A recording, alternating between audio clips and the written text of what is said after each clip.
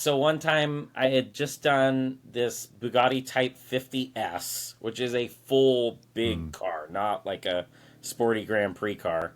And I remember coming around the corner and I was like, this thing's got some pep. And I stepped on it, like not thinking much of it. And next thing you know, the car was in a full four-wheel drift, like going around the corner. It was awesome. Love It it. was really cool. I love it. The car belonged to Peter Mullins, so I was kind of now I can kind of say that I've done it, but On this week's show, we're joined by Hagerty's Director of Events, our pal Logan Calkins.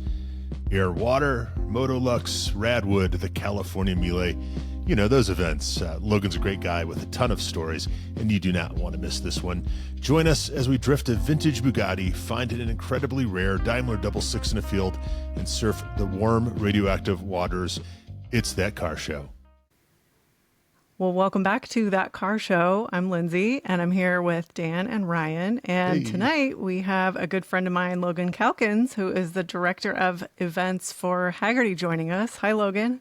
hi, thanks for having me. Yeah, thanks for joining us. And we've got Dan and Glad to have Ryan you here. here. How are you guys? Good.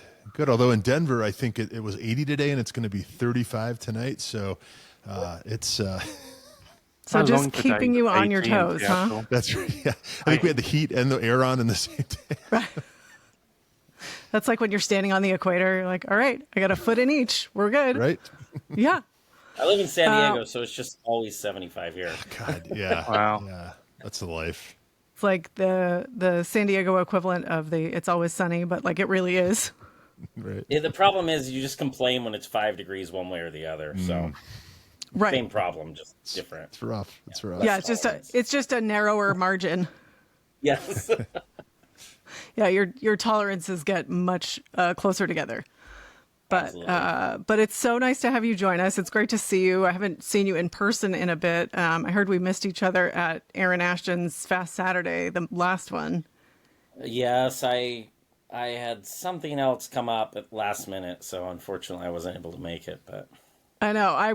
I wasn't either. I had the same thing. I ended up being out at Willow for a Shelby celebration. So we will see each other at the next one. That's such a fun event. If you haven't been, it's here in Southern California, and it's really, really fun. But let's get back to you. So you're the director of events, and it's the non-Concours and marketing partnership events for Hagerty.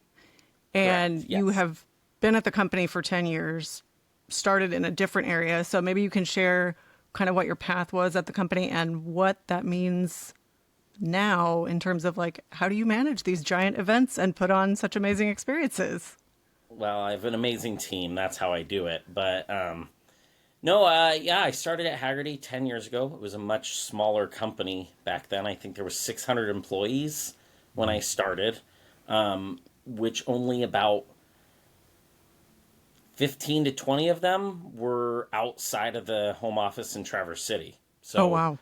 this was pre-Zoom, back in the old days when we'd like call into like, these phone lines and they'd put everything on speakerphone and you'd talk to your team and like, we'd fly out for the Christmas party and the family picnic and everything else.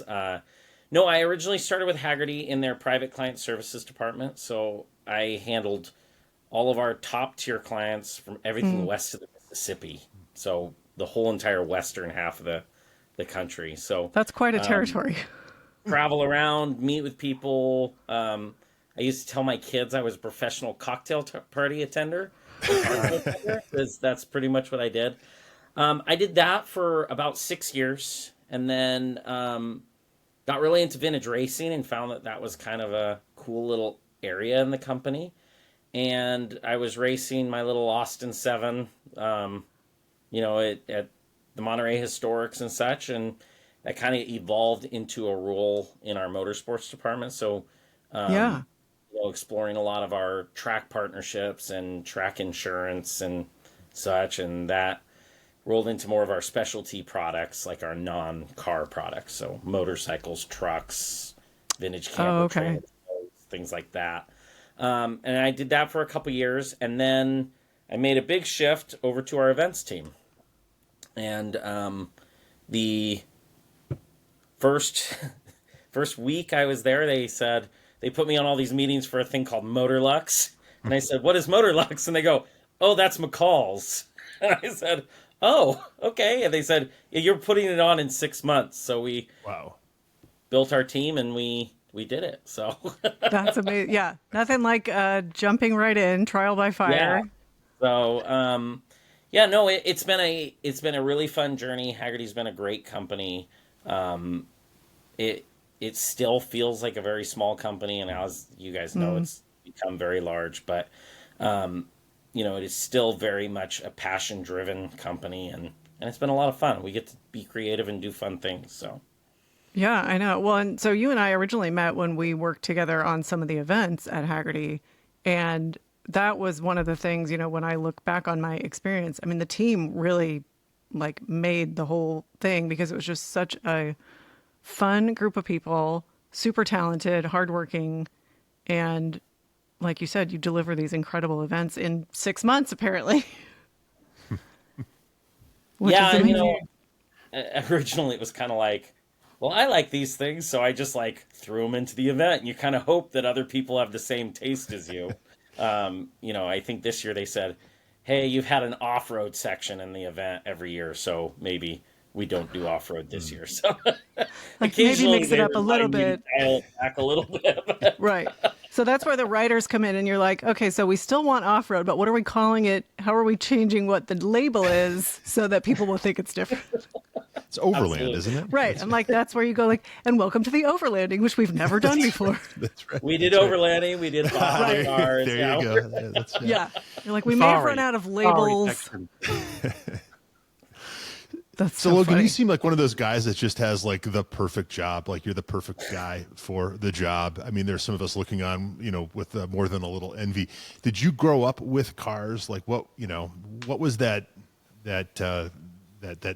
root moment for you? That Yeah, so, it's... taproot. That's the word I'm looking for. Yes. So my dad was into cars. Okay. My grandpa built airplanes for the military, built the F-100 Super Saver for North American, and was always into cars. And when he retired, my dad was into VWs, and so was my grandpa. And in his Oh, okay. retirement, he would go to swap meets, buy engine parts, go home, rebuild engines, and then he would go to the swap meet and sell running VW engines. And so he had this old VW single cab truck, with the drop gates, which I still Right. have. Yeah. 55 Volkswagen. Wow. He would line the bed of it with engines. So he'd put 7 engines around the perimeter of it. And he would sit in the middle of it in a lawn chair. And he had a gutted transmission case and a starter and a battery. And people would come look at the engines and he'd hook them up and start them and sell them excellent. out of the back of the truck. And that was how he funded his car hobby. So kind of grew up with that, and then just spent the weekends working on cars with my dad and my brother. Vowed I never would collect Volkswagens. I wanted something totally different than that. And then, we had a killer auto shop program where I grew up. I grew up in Northern California, and my senior year of high school, I had 7 periods of auto shop a day. I had English in the middle of the day, and the rest of my day was auto shop. I was going to So say, I was had it anything outside of that? auto body. I had advanced mechanics. We had a full blown shop down. That is incredible. The whole 9 yards. Yeah. Wow. And we were chopping tops on hot rods and building engines and doing all of that stuff there at the school. So I was doing that, and then there was a shop down the road from my house that restored pre-war American full classics. So Packards, Auburn, Cord, Duesenberg, those type of cars. So I walked in there. I spent one summer pumping concrete with my friend's dad, and in Sacramento, which was 110 degrees every day. Miserable. Yeah. And I said, I'm not doing that. So I walked into this shop and said, I'll take any job you can give me, which was at that time sandblasting parts in a cabinet, right? And so I started in there and worked my way up as a fabricator in restoring cars there, and actually took my first car that I'd worked on to Pebble Beach when I was 18. So Wow. Wow. Wow. through that shop Is that there. some sort of record? I mean, I have no idea. it's got to be, right? I think we can say here, we can declare it the record right yeah, now. absolutely. Yeah, so- Right. Well, it was really cool to be able to do that and send a car off to Pebble Beach at that age. It was a really cool experience. And then so I had always planned on being a restorer, and so that's what I did, and I restored cars professionally. Um, math is slow for me right now, but until I took the job with Hagerty, so I was like 14 when I started in that shop, and I worked there until I was 30, I think. Okay. Wow. So And it was the we're same two shop. different shops. No, different shops. So I traveled all around the West and kind of just followed wherever my wife wanted to live. I mean, got married and then we kind of moved around. We lived in Hawaii for a while. I restored Wow. Ferraris in Hawaii. Then came back and ultimately found a shop here in San Diego called Allen Taylor Company that did pre-war European cars, mainly French cars. So Bugatti, Delahaye, Delage, Tabalago, those were like the cars that we did. So before I started at Hagerty, I had taken 17 cars to Pebble Beach. So tell Yeah. us a little more. What is that like from that perspective? I mean, and I think like the Taubo Lagos are just works of art. You know, I've gotten to see several of those at Pebble the last couple of years, and they're just incredible. But what's it like to be on that side of Pebble? it's it's really cool, and it's awesome to have a part of history like that. You know, pre-war European cars, I always joke that the reason that they usually win Pebble Beach is because no one knows how they were built, because no one's alive who was there and they built everything by hand. So it's really easy. It's not like a Ford where they're like, well, Larry worked the line and he was left-hand drive, so that bolt goes this direction. You know, they have all that documentation. Nobody knows what Pierre was doing on Tuesday in Right. 1935. You know? So there was a lot of that goes on. It's a lot of hours, and ultimately, I'd love to say it was amazing all the time, but June, July, and August were, I mean, 16 plus hours a day, 7 days a week in the shop working on cars. I could show you photographs of cars that were in primer in June and best of class in August. So it was, I mean, painting cars in garages in Pebble Beach, rebuilding transmissions and, carports out at Pacific Grove. Like Wow. it gets really wild, and Wow. and there's a lot of hard pressed hours, and then, you Yeah. know, Logan, also you're working with like priceless stuff. I mean, how do you get past that just sort of like nervousness, especially when you're young? Like when I was 14, I shouldn't have been allowed anywhere near one of these cars, and you were hands on. there comes a point though where it's just a car. It's Yeah, like yeah. it outside of like the French cars use all this odd hardware like 7 1.0 bolts, which are impossible to find. But Why outside did of they that, do I that? mean, Sorry to interrupt, but why? Why would they because just they to be could. different? Okay. Yes. Just because they I mean, can. Bugatti I thought uses the their own Brits were bad hardware enough. altogether, like different heads. You have to use special wrenches and everything for it. But yeah, I mean, it's just so French. But Yeah. they, I mean, outside of that, I mean, paint and body is the same. A Mustang is the same as a Bugatti. I mean, it's outside of the shape or whatnot. I mean, a lot of it is just understanding the processes and the hand holding with all of it. For example, chrome. When you set out plating, you don't just send it to a chrome shop and like get it come back. You would build we would build jigs for the chrome to hold it so they could polish it on a jig so it didn't flex. We'd send it to them, they would copper it, polish it, send it back to us. We would file it so it fit. We'd send it back to them. They would copper it again. They'd send it back to us. And we'd do this through the nickel and the chrome process so that we knew that it hadn't been warped or damaged at some point with all of it. And sometimes that was us sending it across the country to D&D for plating, and it was like overnight shipping because you didn't want it to get damaged. So it's expensive, but you have to guarantee it, and if it's lost, it's gone forever. So Right. yeah. Well, and when you I think mean, about the process that you go through, and like you said, all the back and forth, sometimes across the country multiple times, just to maintain, not just, but to maintain the integrity of the shape. right. That's not something most of us ever experience or even are aware of. Yeah, and technology's changed a lot. I mean, we used to have to scale photographs for parts that were missing build them out of Bondo and then have them cast, have patterns made and everything else, and you'd scale them. I remember one time we had this headlight yoke that we had built, and like my friend got in the car and it was like laying on the seat, right? He goes, "What's this?" I go, "That's the most expensive headlight bracket you've ever seen. It's worth nothing to anybody, one person, because it's for one car that was the one that was made, and that's it. There isn't a replica of it." But yeah, I mean, you get to those points where everything's handmade and filed and done by photographs, because most of these great cars are photographed at the period. It's and you stick with them. I mean, in fact, tomorrow I have to go down to La Jolla to start a Bugatti that I had showed and restored in 2014, because the customer, Because you're the guy. I don't get paid. He calls me and he says, "I haven't started the car in 6 months, and I won't start it unless you tell me we're good." Yeah. So I go over there and help him start it. It's just, but it's because there's a passion with the car. Right. Can I ask, just because you were involved in restoration for such a long time, some of the trends you saw over time, like this sort of leaning toward more sympathetic restorations in more recent years, right? What's next? Like, where are things headed there?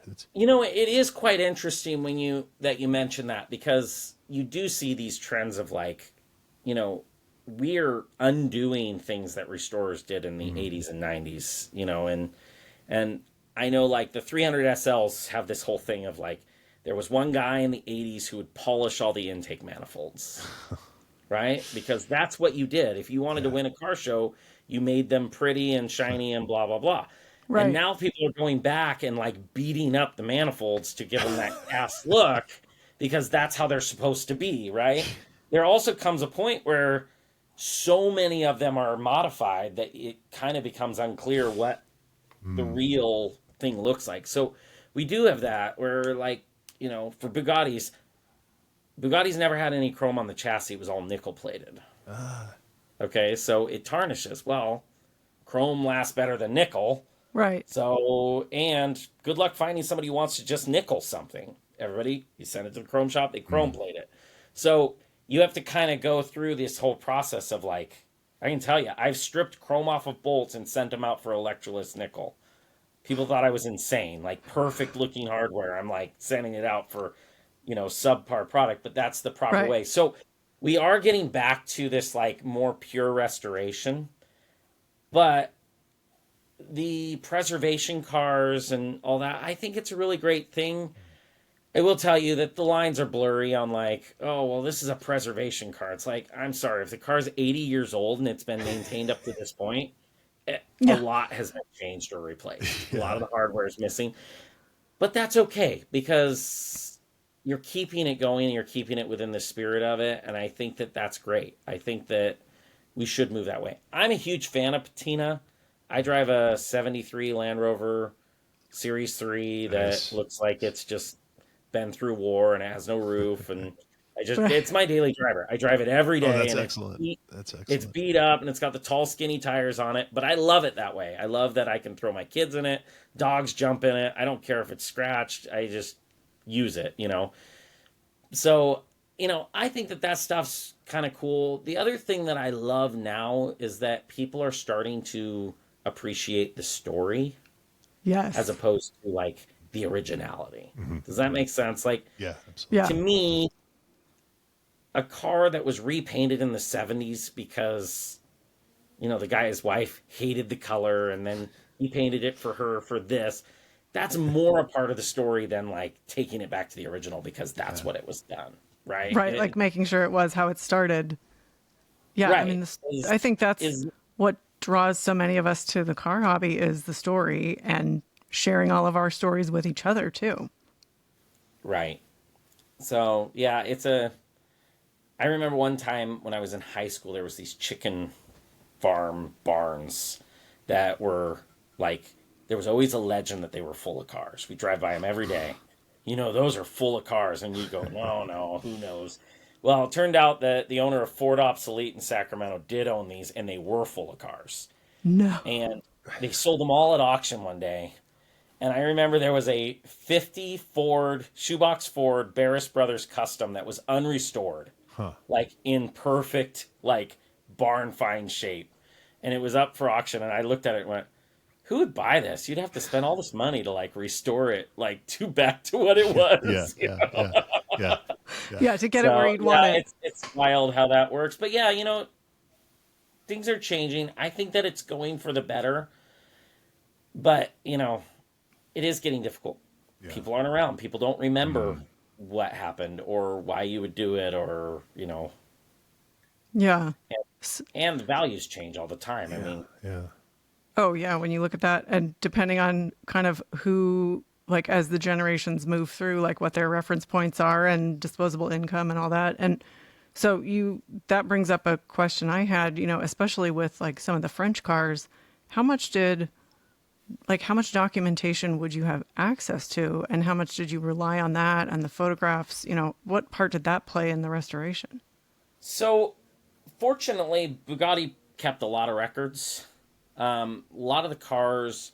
So due to the French tax laws, like if you remember, cars didn't change a lot. It's not like nowadays where they totally change every year. Like back then, like big deal when Bugatti went to hydraulic brakes, right?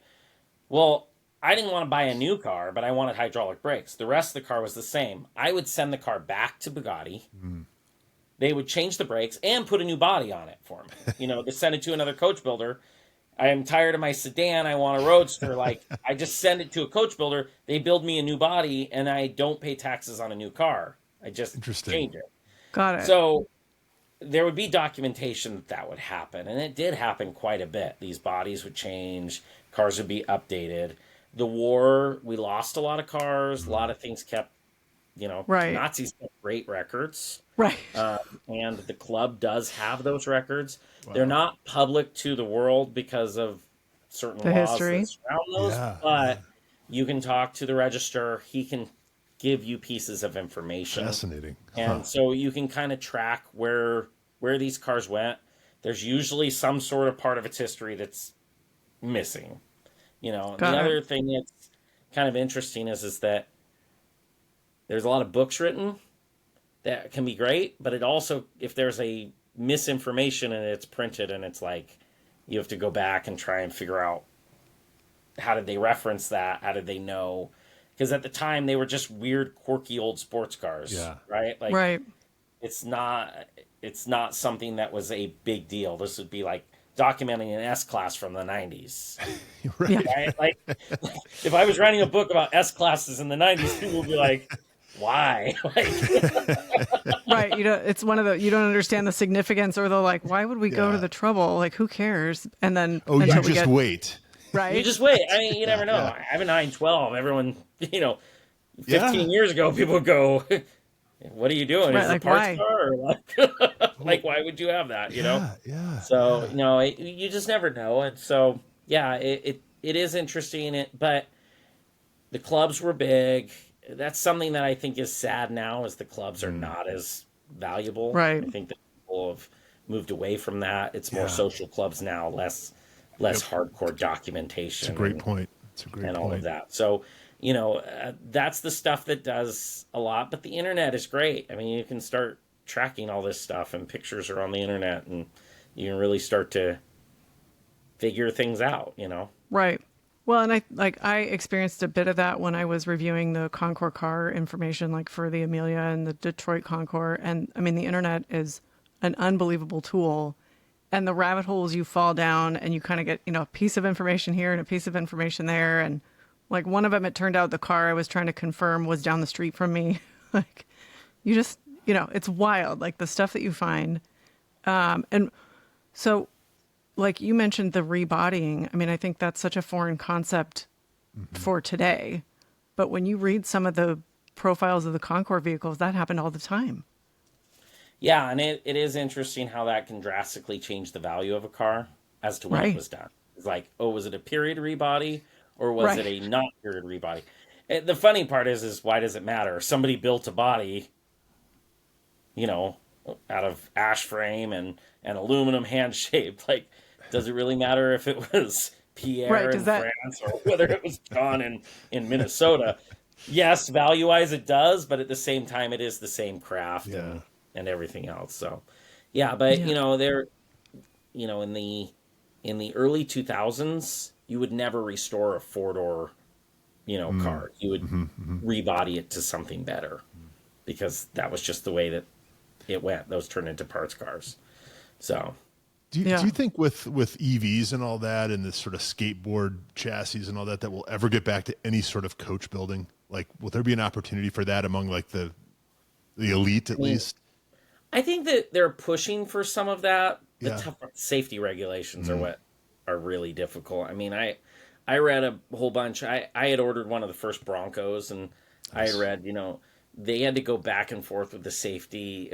Now, I could be wrong on all this, but I read that, like, the Bronco badge, made it too tall because you can't have anything that protrudes farther than X point for safety. So they had to go back and, shorten how much elevation the badge. I mean, there's so much that goes on with that it's amazing anything gets built.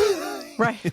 Honestly, the R&D that goes with it. But hopefully I think that would be really cool if there was that. And there's so much great technology now that can build that stuff. So especially in the aftermarket. Yeah, when you think about if you combine the talent with the technology we have today, we could make some pretty great things. Yeah, I mean, I've been working with Hagerty and haven't restored professionally for, over 10 years now. Right. Since then, like 3D printers are like a legitimate thing. Yeah. We never had any of that then. We were still casting things and, doing all that. And now you can build all those parts. Like, still trying to wrap my head around that. It's just crazy how much you can do now that you couldn't do then. So it is a great thing. The toughest part is that, like, even then, like, people go, oh, do you use like CNC, like 3-axis machines? And it would be like, well, no, because the setup time wasn't worth it to make the one part for the one car that exists. Like, if I wanted to reproduce 10 of those headlight yokes, it might justify it. But to make one, it still wasn't worth the work. You're better off to just hand make it like they did then. But 3D printers have changed that game a lot. So. Yeah, when you were talking about fabricating single parts, 3D printing popped into my head, and just it'd be interesting to go back, for you to go back and do that with that tool. Right. Yeah. So but it still is. I'm shocked still how manual a lot of this is. I mean, to gather the information. I had if you want to hear a cool story. Always. Yes. So 2 summers ago, I was on Craigslist, which I usually am. No, I'm sorry. It was Facebook Marketplace. I'll rephrase. All good stories start with Facebook Marketplace. And it was a free ad, and it was an old safe, like, laying on its back. And, like, I don't know about you guys, but, like, you see a safe that's closed and it says free. You're like, what does your imagination tell you, right? Like, what's inside of it? So it was free, and it had a picture of a safe. And then I scrolled, and then it said Doom Buggy chassis. And I went, that's not a Doom Buggy chassis. Because I could tell it was a pre-war car chassis. And I go, well, it's not a Ford. It looks big. And so I sent it to my friend, Aaron Robinson, who writes for our magazine. Yeah. And I go, what do you think this is? And he goes, it's right-hand drive. And I go, you're right. It is right-hand drive. And I go, it's big. And so I messaged the guy, and he's like, you can have it if you want it, but you need a schedule because it was in this, like, have you guys ever heard of Rancho Santa Fe? It's like the most expensive neighborhood in like. Right. Well, and they have a good Cars and Coffee there. They have an amazing Cars and Coffee. I bet they do. Yeah. And Briggs Cunningham lived in Rancho Santa Fe. Bing Crosby lived in Rancho Santa Fe. So my imagination's running wild as to what this car could be in a field in Rancho Santa Fe. And this guy goes, it's in the middle of the Bridges, which is a super exclusive neighborhood. And he goes, you have to go through the guard shack, so I have to give him your name and driver's license number. So I give him that, and I drive down there, and I go through it, and it turns out that it's a Daimler, pre-war Daimler. Oh, wow. And I'm looking at the size of it, and I go, I think this is a Daimler Double-Six. So, which, for a reference, every Daimler Double-Six that has entered in Pebble Beach in the last 40 years has won Best of Show. and only 2 of them have entered. So they made like 12, okay, of this thing. And I'm looking at it and I'm going, oh my gosh, this is a Daimler Double-Six. What is this doing? Surrounded by mansions, and it's in the middle of this field. And there's an active beehive in the gas tank. I mean, of You course. gotta earn it. And I'm like, do I really want to do this?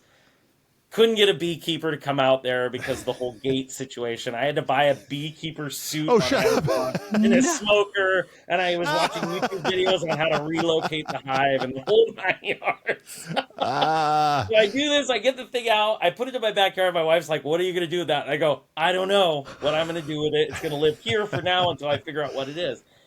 We happen to be going on a vacation in England. I got to go into the National Auto Museum. They had the Queen's Daimler Double-Six there. I was able to crawl underneath it, take pictures, document it. I'm ordering books on Amazon that are not in print. No one knows anything about these. Everybody at the club, I talked to Nigel Matthews, who's the head of the AC Jag. He does all the judging. I'm sending him pictures. He's messaging the club, and they go, there's no way that car exists. We know all Daimler Double-Sixes. And you're like, au contraire. And then they look at it, and they go, wow, we found another one. And then, here's where the story gets weird. I call my old boss, and I tell him about this. And he goes, well, we restored the car that won Best of Show in 1999, and there was a parts car. Oh, wow. No. In the 90s that they used to pull the engine out of and to strip some parts. And he goes, I don't know what happened to the rest of the frame. Turns out they decided it was worth nothing, and they pushed it into a field where they thought there would never be homes built. Yeah, and all these homes were built around this last lot, and that's where the car was laying. Kidding. So That's incredible. we drug it home, and I ended up selling it to a guy in Austria who had an engine. Oh. He had the engine for 25 years, and he was about to sell it because he was determined he would never find a frame. Right. Wow. Do you know how he came to have the engine? I have no idea. The language barrier was real. More importantly, Logan, what was in the safe? I didn't take the safe. There's a free safe? That's just like there was like package promise inside of it. It was like it was. I had my hands full with the bees. I was going to say, it was safe. Yeah, you were learning amateur beekeeping. That's amazing. That is a great story. I just remember there was a part. I had my dad come out with me, and he and my next door neighbor are in the truck, and I'm in the suit, and I know nothing about this, and I get them out, and they swarm me, right? And so I'm like doing the whole thing, and I walk over to the truck, and as I approach the truck, I hear the doors lock. And my dad's like, nope, you're not getting it, because I'm covered in bees. That's incredible.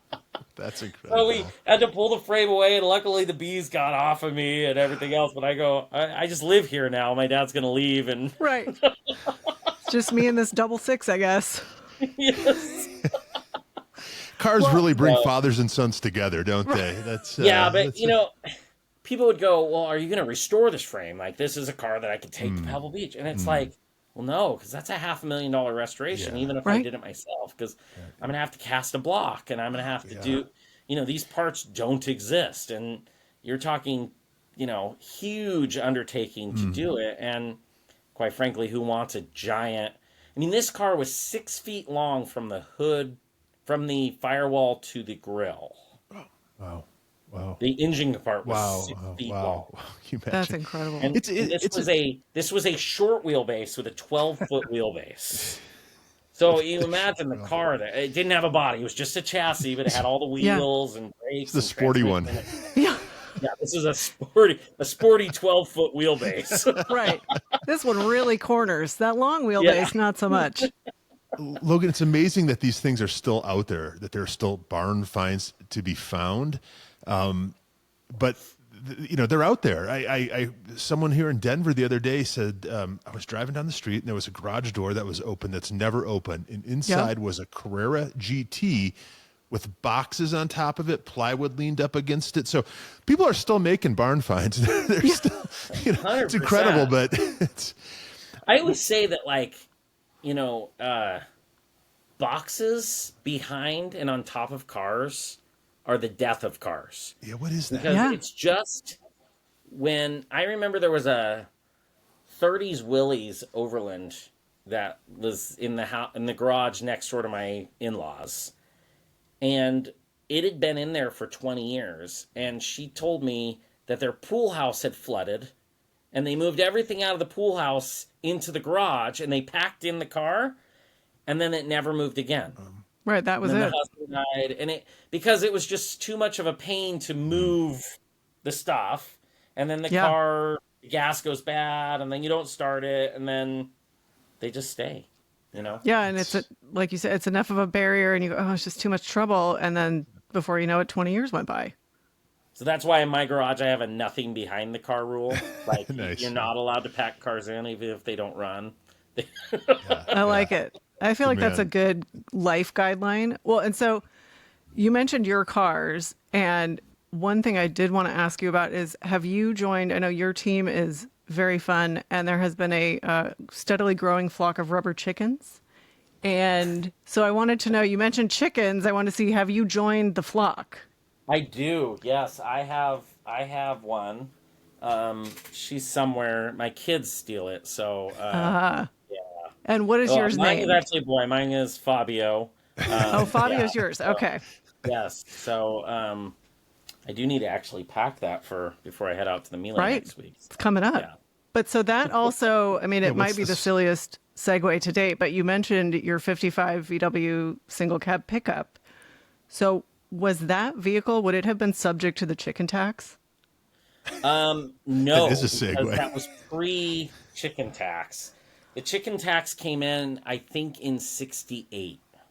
Oh, it was a lot Notice later than I that's when thought. Okay. Volkswagen stopped importing panels and pickup trucks to the U.S.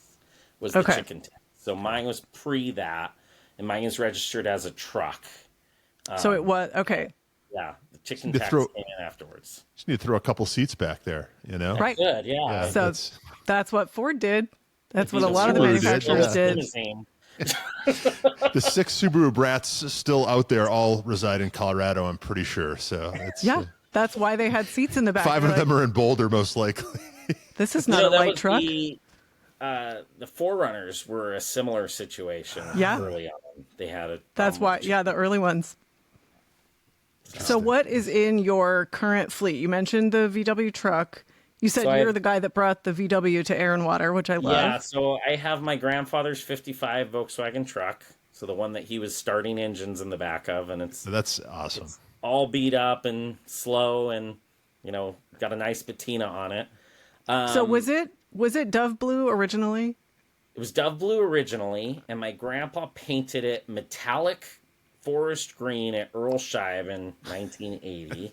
Earl Scheib. I love it. What a And throwback. It is now 50% green and 50% Dove Blue. great. He drove it every day to the post office till the day he died, and it lived every day of its life outside, and till I got it and have it here. So, That makes it a one of one. So has it Yeah. been in the family the whole time? so my grandpa bought it then when he retired. He bought that, and he bought a '56 oval window Bug with 30,000 miles on it. And so in my family, my dad feels that he wants us to enjoy our inheritance with him. So Yes. he gives us our cars before he dies. So I he love that. inherited my grandpa's cars before he died, and my dad gave my brother and I the Volkswagens. So I got the truck, and my brother got the Bug. The Bug was perfect. The truck was beat up, and at the time, it was like I got the truck because I was the one who worked on cars, and then the Got it. truck became way more valuable than the Bugs, oddly enough. So, would've yeah, thought? I have the 55 Volkswagen. I have the 73 Land Rover. I Nice. have a 65 Porsche 912. And then Which is beautiful. Yes, thank you. It's Irish green. It's a fun car. It's so happy. I love it. Every time I get to see it, it's just so fun. And then my most recent project that I just finished was I have a 75 Toyota Chinook motorhome Right. that I did a full restoration and 4x4 conversion on. So, So that was is the this one like I a thought mini Dan pickup? Dan might want to It's hear like- about that. He's a Yeah, there big. we go. Are you gonna sell it? I built it to sell it, but obviously I'm Dan's just ears just enjoying perked it. up. It's the perfect Pacific Northwest vehicle. Yeah, so Nice. it's like it's the little Toyota pickup truck. They were built actually out of Seattle originally. Really? Meant to by be, Dan. Chinook, and they put a fiberglass body on the back, and they have a pop top. So they were built to compete with the Westphalia. So they're kind of a weekender camper. I put a complete 82 Toyota 4x4 drivetrain underneath it, did a full restoration on it. It's really cool because even with it lifted or on a 4x4 chassis, with the top down, it's 7 feet tall, so it fits in a drive-through. It's like 19 and a half feet long, so it fits in a parking lot. It's actually smaller than my F-150. Wow. But it has, full bed, kitchen, and I can fit a 10-foot surfboard inside of the roof. I have racks inside of there. So Wow. I actually take it to the beach and work out of it. That's where I do my Zoom meetings most days. So That's amazing. Living the life. Like Mannix, yeah. that's how I keep the kids away from me during the day. That's excellent. Like, I'm going to go drive to some quiet. We all need one of those. Yeah, right? Jeez. I So, love yeah, eventually I'll sell it, but for now I'm just enjoying it. So, Well, Well, when that Dan, time comes, first writer for give you. Dan a buzz. yeah. Of course, the joke is Dan doesn't need a camper. He'll sleep in anything. That's true. That's true. I slept in it once because my 9-year-old who helped me work on it was like, "We've got to sleep in this," so we slept in it once at the beach. But yeah, it's more a day tripper than anything. Excellent. Like, Excellent. and Send you never some- again. So Oh, you've that's got funny. this Bronco, a newer Bronco. We had it. I sold Okay. the Bronco. Okay. Yeah. Any other modern stuff do it for you? I mean, obviously, you have an affinity for the older stuff, but anything out there right now that you'd love to own? Our modern cars are pretty boring. It's an Yeah. Explorer and a F-150. Just incredibly They get the functional job done. cars, right? They certainly do. I mean, right? the Explorer is like one of those cars that's like, you look back at it and go, like, I don't know. But it's really easy to drive. It's got 3 rows. I have 3 kids. Right. When their friends are over, it's great. It drives awesome. I do actually, the new Explorers are actually kind of cool from a car guy perspective. Like the R&D was all done by the Highway Patrol. Yeah. They're rear-wheel drive. The engine is front to rear with a 10-speed automatic with a real drive shaft that runs down the back. It's got a Dana 44. Really? You can see the pumpkin in the back. Really? I mean, it's not like anything else on the road when you're talking SUVs, right? Please tell me you have a spotlight. I wish. Yeah, okay. Went in there. I was like, I want one that is not white or black because Right. Hagerty Explorers used to be black, and they said they had like a blue hockey stick down the side, and it said Hagerty. Everyone would slow down. They thought you were the police. Yeah. Like everywhere you went, you looked like a cop. So yeah, I was like not a black. We have a Cuts gray both one. ways. Yeah, so, Nice. Yeah, I mean, there is something like, even if there isn't a light bar on top, the white ones make me do a double take, and I'm like, is it? Yeah. I don't want to find out. Like, It's, I'm just getting over the Crown Vic profile, so then this comes along. So. Yeah, so I loved the Bronco. The problem is I also have a 98 Land Rover Discovery. And so here I am sitting on like 4 4x4s. And at the time I had a 64 Wagoneer that I had done a LS swap in and that I was daily driving at the time. And so it was feeling a little redundant with like these 4x4 SUVs.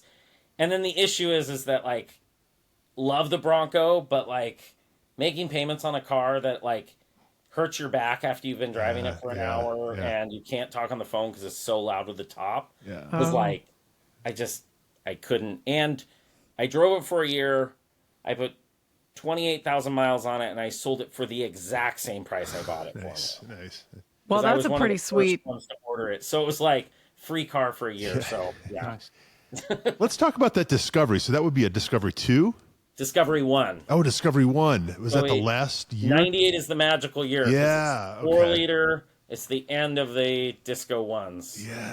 Yeah.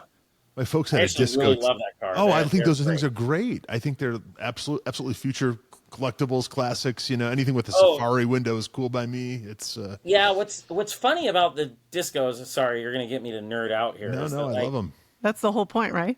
The the chassis on a Disco 1 is a short wheelbase Range Rover Classic chassis. Okay. All the inner structures are the same for the most part. Arguably everything that fits component wise is NA Defender, right? All those other cars are six-figure cars now, or Yeah.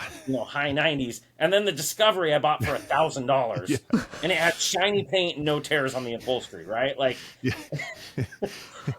Which is saying Dan is- they'd something. broken a brake line, and the guy was like, "I'm sick of spending money on this. Get it out of my yard." And it was a $30 fix, and it Wow. was beautiful, right? Oh, wow. So yeah, I mean, it has its. Here in the States, we got. They're not great engines. I mean, you have to learn how to. Sure. You have to put. It's a big Buick engine, isn't it? It is. It's a aluminum Buick 50s Buick engine. Yeah. The problem with them is that Land Rover decided that you didn't need to worry about the temperature gauge. And it goes to the middle, and it does not move from 120 till 215 degrees. Okay. At 215, it starts to move, and as we know, it's too late. Like, you're Right. done. So, and they were built to drive around foggy London, right? Sure. Like, they just were not made for this. So, the first thing you do is put, like, a good fan in it, put an aluminum radiator in it, and then you drill a bung right into the thermostat Okay. with a extra temperature gauge on your dashboard that reads what you got. Okay. Dan, as our resident Brit, is this all like funny to you that we do nerd out on these? Like, I mean, what are these cars thought of like back in the UK? The Disco's a classic, and they're used a lot for like green laning and off-roading. So, Oh, okay. What's green laning? green laning is there's a set of roads in the UK that aren't official roads, but you can still use them if you've got the right vehicles. Okay. Okay. They tend to get lifted a lot in the UK. Okay. But yeah, I mean, and also a great camping car. You've got so much headroom in the back. One could even sleep in it, should you be so inclined. They have rust problems. I know that. yeah. And the frames had rust problems Right, on the because- Disco ones. Yeah. And so when we were in England on this last trip, I actually encountered a few Disco 1 pickup trucks. They sell an aluminum cab back because when they don't pass the MOT because of the frame failures, they cut the back of the body off. They plate so they can get to the frame. They plate them and they turn them into pickup trucks for farms. That's got to be a hell of a weird looking thing. But they never had. I mean, they didn't get the V8s in them. They had the diesel motors. Oh, the which were TDI. amazing. Yeah. Okay. Yeah. We never got that. All of ours were V8s with automatic transmissions, which is just. I mean, you could get a manual, but very few people did. Interesting. But yeah. it's a great car. I mean, Yeah. you just have to. It'll run great if you treat it like it's an '80s car, even though it was built in '98. Like it's not a '98 Tacoma. tracks, It's a '80s. 81 Toyota. Yeah. You just have to be honest and realistic about what it is and then go from there. Yeah, That's and- great. My son's 16. He's getting his license soon. and that's gonna be his Congratulations. car. Nice. So Nice. he's excited to drive it. I think it's perfect. It's slow. It's unreliable. He won't drive it very far. Gets terrible gas mileage. He won't be tempted to drive his friends around. It's going to be perfect. So Yeah. That's like an analog geofence. You're like, how do we demotivate all of the things? Analog geofence. Yes. That's awesome. Okay, That's so this awesome. is something that I've been thinking about a lot, and so I'm curious, given your son's age and the fleet that you have. So, did he learn how to drive a manual yet? he is not yet, but he Okay. will. Yeah. All my kids want to. Yeah. What we do, and I've done with my daughter, is I drag the Series 3 out to the desert, and then we just drive around in the desert because Right. you can put it in low and she can stall it and she can drive for miles without running into somebody else. So that's kind of our way of getting them to drive. But yeah, no, they will learn. I mean, they ask who gets the cars. I said whoever learns to drive them. Right? There you go. Yeah, that's the Learn same to over fix here. it, I'm learn like, to well, drive it, you can have it. I'm like, I'm the one that can drive a manual, so you do the math. Yeah. Well, tell us about some of the events you've got coming up that you're involved with. I know the California Mille is just around the corner. And Yeah, so it's that an one, amazing event. we were headed back up north this year. So we're taking off out of Half Moon Bay, and we're doing Oh, it's wine beautiful. country for this rally. It's going to be an awesome 1,000 miles. It starts the Monday after next Monday. Airwater. So yeah, right after Airwater. So Yeah. gotta scurry up there. Right. Yeah, it should be really good. We have Ferrari. This is our first year doing a celebrated mark. So Okay. it's kind of cool to be able to bring in and say, hey, here's a reason to get this car out. And we are celebrating the Ferrari 250 this year. And so That's amazing. the other cool part about it gets- is that the California Mille has, we're strict to Mille rules, right? So it's got to be pre-58, cars that could have competed in the Mille. Right. But with the celebrated marks, we're able to push the envelope a little bit more. So we're taking all 250s up to 1967. Oh, that's year. So awesome. we actually have 8 Ferrari 250s coming along on the rally. So it should be awesome to just see those cars going through, these towns. We have 73 cars on the rally this year. It's gonna be a good fun time. So really looking forward to that one coming up. Yeah. Well, talk about, just to see 8 of those cars together being driven is, that's a once in a lifetime thing. And so is that, how many hear cars do you those typically cars. have participating? So this will be our biggest one yet. To be honest with you, I don't know if it'll get much bigger because you get to a Right. point where it's really hard to find hotels and restaurants that can maintain the quality with the quantity, right? And Yeah. unless we want to drive around San Francisco for 5 days, we're not going to find huge hotels that can sustain those people. So that's usually where it is. It's usually about 50 to 70, 75 max. Yeah. So we try and keep it there. We do have a team of mechanics. We have chase cars, comfort cars, the whole 9 yards, right? You break down, someone starts working on your car. If they don't, we put it on a flatbed. You ride with, our team to the next stop. They work on your car. And Yeah. the mechanics are amazing. I mean, I've seen them rebuild transmissions overnight in the parking lot. It's pretty amazing the stuff that they get together, and the camaraderie that comes with that is really cool. Is this an event that Hagerty purchased? So roll back a few years, and Hagerty went on this big shopping spree, I guess, of buying different types of events and, complementing their portfolio. Yes, we bought this one from the Swigs. So the California Right. Mille was started by Martin Swig and run by the Swig family. They still are a part of it. So David and his brother Howard come on the rally every year. Their mom usually attends. They come out as our guests, and they also contribute to our planning and selection of cars and everything else. Excellent. So, they still are very much a part of it. But, yeah, we did purchase the California Mille as we did with most of our other events. So, Right. Other than the It's so two- special to have them still be involved in it. And yeah, it's interesting, like you said, because to find the really good driving roads, a lot of those are not in like a big city. And so that would limit the event or the size. yeah, and my partner in this is Dave Horde, who Oh, I love Dave. owns and runs Classic Car Adventures. Yeah. Dave is the ultimate car road finder. He's even to the amazing. point where we have to tell Dave to tone it down because, like, not all of us can drive. Like, our demographics aging. They don't want to drive these, they're not even B roads. They're like C roads. Right. What did you call them in England? Green. Oh, yeah, Green Lane. Green Lane. I think that's what David have us on if we let him. But yeah. I think green lining is the next overlanding. You heard it here There we go. first, right? So, other than the 250s, which are amazing, what are some of your favorite cars, either this year or years past, that have just really?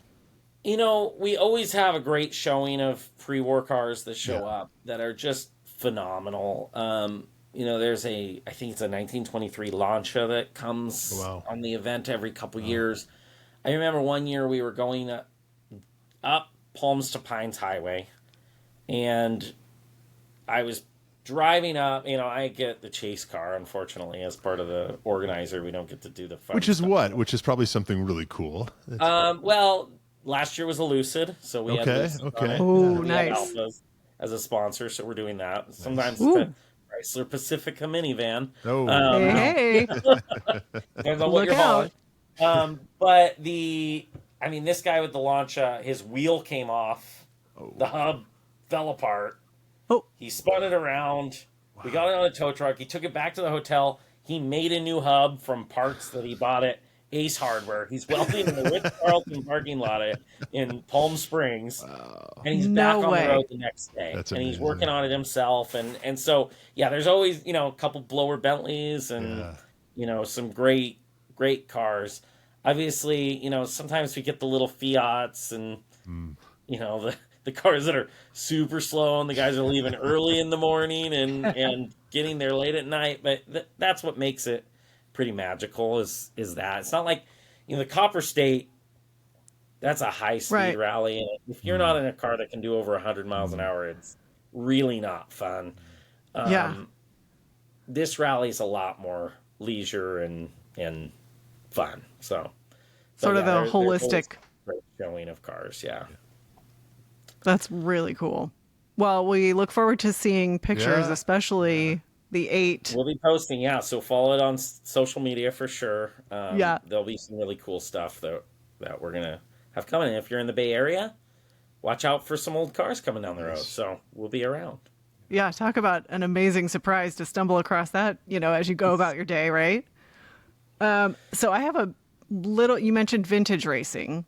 And I know you surf. And so I was curious if you have noticed any parallels between those hobbies.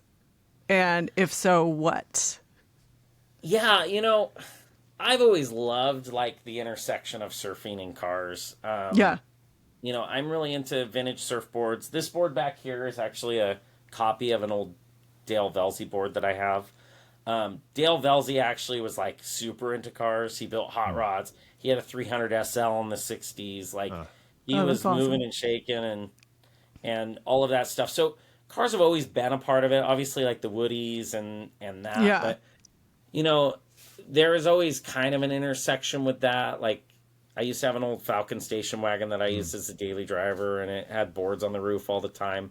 Obviously, awesome. Aaron Ashton with his California 912. It's so cool to see the boards on the top. And, I always have one classic car that I can, take the beach and use for surfing because it's just fun to have that and use them that way.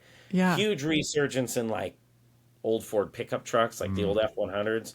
Those are huge down here with, the surfing crowd. So, yeah, there's a cool intersection with it. There's a lot of cool history with it. I collect old vintage 60s surfboards, and it's really cool to see that. The great part about surfboards is that if they get water damaged, it's really hard to fix them. So it really is about preserving what you can out of the board. You can't just repaint it.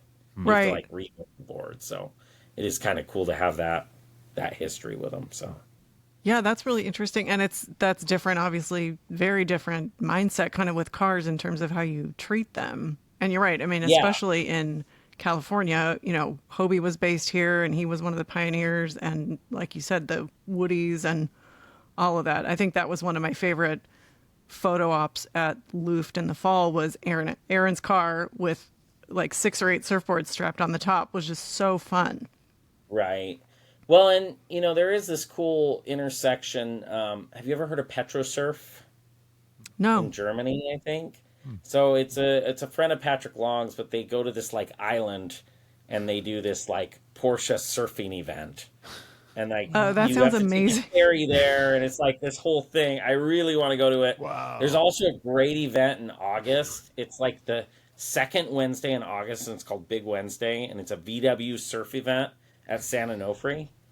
And it's it's free. You just pay to go to San Onofre. But buses line up for miles. They camp out on the road to get in there. They get in there first thing in the morning. They grill breakfast burritos on the beach, and they just surf and hang out. But it's this whole beach takeover of VW buses that go on there. Incredible. So I keep talking to Patrick about doing some sort of surf surf event. The tough part is it's hard to close a beach and turn it into like a paid event. So it really has to be more gathering than like a real show. Yeah. You know? Yeah, you sort of facilitate the gathering rather than shutting down the beach. Well, and so for those not familiar, can you describe San Onofre quickly? Because it's such a landmark for us Californians. Yeah, San O's like super cool because it is old California, right? Right. So like you drive down the dirt and you park on the sand. Yeah. The other cool part about San O is that like they only let a certain amount of vehicles in. And when it's full, they keep you like out. Yeah. It's not like you drive around looking for a parking spot, right? Like you're at the gate and you wait until someone else comes in. So it's really cool to be able to be down there like on the water. Yeah, and they have like the old like shacks with the palm leaves on the roof and I love that. else. Yeah. I love that. Yeah. The last time I was there that at the sounds beach, a bunch of us went, and I did not know how to surf at that point, so I was like, oh, I'll just go and take the board and we'll go out at Sano. And within a week, the friends that I was there with, they said, by the way, there were 2 great whites there that night, but we didn't know it. So it just adds to the fun. So the power plant there, that Right. iconic power plant that everybody knows, it always warmed up the water. Yeah. So you had a lot of fish there. Now that is not running anymore, so the water's back down to normal temperature. There seems to be less shark activity. But they're actually taking down that entire power plant, so that'll change didn't the know skyline that. a bit. Yeah, so... That's going to I'm thinking change Simpsons the and the drive. fish have 3 eyes or something. But this wasn't that kind of power plant. I assume. Oh, it was. It's a new plant it for was. sure. Oh, my goodness. That's amazing. Yeah. Well, Logan, I mean, this it sounds like you got this amazing car life. A young person, or maybe a not so young person, who wants to sort of follow in your footsteps. Any advice? Because car enthusiasm certainly is not dead with the young people, as I think some people would like to think. No, I think, honestly, it's so much better now than it used to be. I mean... Thank you for saying that, right? When we were kids, you had to, like, stumble into the shop and meet the old, like, crotchety guy who'd have to teach you something. I mean, I remember going into shops and them saying, well, you can sweep for free and I'll teach you things, right? Right. Or, you know, like, that kind of stuff. And you were always having to be around these shops. Nowadays, like, you can pick up your phone, you can watch YouTube videos, you can... Cars and coffees in every corner. Cars and coffee are everywhere. Yeah. The access to cars is just phenomenal now. I mean, like, when I was a kid, you never got to see any of this stuff. Now, you just go on the internet and you can know everything about every supercar that's going to be there. Yeah. And, you know, you can get access to a lot of things. And quite frankly, you can meet a lot of people. You know, I've met people on social media and, you know, didn't actually meet them in person for, you know, years. And you run into them at an event and they go, oh, I love what you're doing with whatever. You know, it used to be you'd show up at a car show and you hope somebody saw your car and thought it was cool. But now people can kind of know who you are and you can communicate on a different level. So I think that there's a lot of opportunity for it. And, you know, yeah, some of the old fashioned stuff of it is gone, but there's still just get out there. Yeah, there's a ton of cool stuff to see, and it's a lot more attainable, I guess, is what I'd say. That's true. Well, and It's a lot more expensive than it used to be, but yeah. Well, and we are so lucky to have, you know, social media. I mean, that's how all of us got connected for the most part. And like you said, all these amazing relationships, people across the country that would never run into each other. And like you said, we're following our friends' projects in different states, different countries. That would not have been possible before. And you have these amazing relationships developing. And yeah, you meet maybe in several years after you got to know each other. So it's pretty special. It also tells you of all the events that are going on. You know, I can pop on to Instagram and see, oh, there's something going on in LA. I think I'd like to go to that. Otherwise, I would know none of that. I'd only be in my little local bubble. Oh, yeah. Yeah, I mean, it has broadened, I think, all of our horizons in a really great way. And I think we have thoroughly enjoyed chatting with you tonight, Logan. And I think we could probably talk for another 3 hours, but we want to, respect your time. We know, Love to have you no, back we Edit know. down all the Part boring two. stuff. Yeah, that's- No, I mean, it's been so entertaining. And I'm like, okay, now I have 17 other questions. So hopefully you'll come back and join us because we know you have a very big couple weeks coming up. So want to Yes, let you go. definitely. But could you tell us what is the coolest car you've ever done a four-wheel drift in before you go? Oh. Yeah, so one time I had just done this Bugatti Type 50S, which is a full big car, not like a sporty Grand Prix car. And what year would that be? Supercharged. What's that? What year would that be 19 from? This one was 1930. Okay. Supercharged, double overhead cam, dry sump. Wow. I think it was it 4 or 5 liter straight 8. Okay, so big engine. Yeah. And I remember driving it around the block, and I was like, this thing's got some pep, right? And like, I'd driven a Type 46, which is a big leisure, like luxury car. Steering wheel's like this big, and you're just like going around the corner. And I had my coworker in there, and we were kind of working it through because the car hadn't been driven in a while. And I remember coming around the corner, and I was like, this thing's got some pep. And I stepped on it, like not thinking much of it. And next thing you know, the car was in a full 4-wheel drift, like going around the corner. It was awesome. Love It was really cool. I love it. The car belonged to Peter Mullen, so I was kind of now I can kind of say that I've done it, but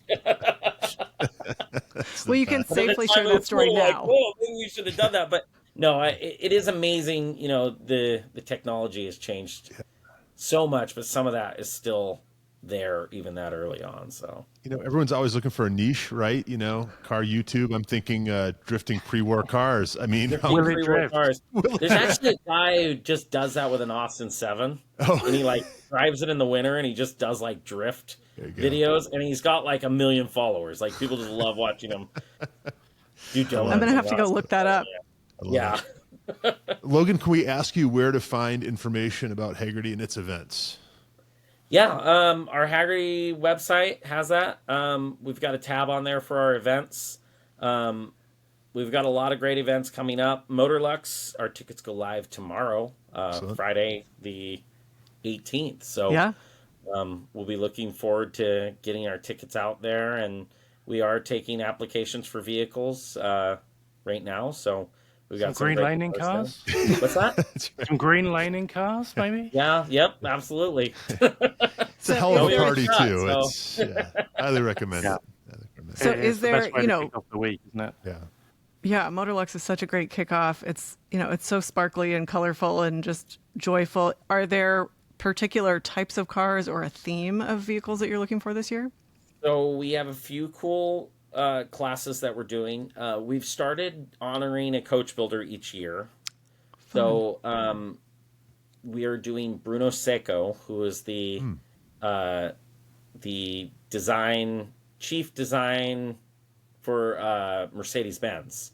Yeah. So it'll be really cool. He was there for a long time, so we're going to have some great 80s, 90s Mercedes as best. well as some of his early designs. Oh, that'll be awesome. We are going to be celebrating the 60th anniversary of Mustang. Nice. Doing a special class of cars that were factory equipped to exceed 200 miles an hour. So that'll be from 1987 on. Okay. We are celebrating Porsches. So every year we get a ton of people wanting to show Porsches.